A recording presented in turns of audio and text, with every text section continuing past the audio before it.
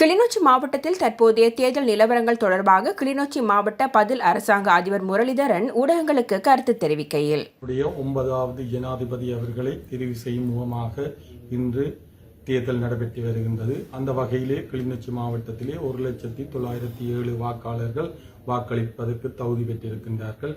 இன்று காலை 7 மணி முதல் நடைபெற்று வருகின்ற இந்த வாக்களிப்பிலே இதுவரை எந்தவிதமான வன்முறைகளோ முறைப்பாடுகளோ பதிவாகவில்லை.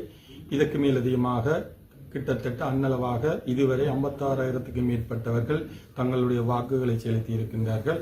அது எங்களுடைய மொத்த மாவட்டத்தினுடைய வாக்காளர்களின் எண்ணிக்கையின் 56.34% காணப்படுகின்றது. இதற்கு மேலதிகமாக நாங்கள் பொதுமக்களை கேட்டுக்கொள்வது, நீங்கள் மாலை வரை காத்திருக்காது விரைவாக சென்று உங்களுடைய வாக்குரிமைகளை நிலைநாட்டுமாறு. இதற்கு மேலதிகமாக இந்த வாக்கெண்ணல் நடவடிக்கைகள் எங்களுடைய மாவட்ட செயலகத்தினுடைய பழைய வளாகத்திலே 8 வாக்கெண்ணல் நிலையங்களிலே நடைபெற இருக்கின்றது.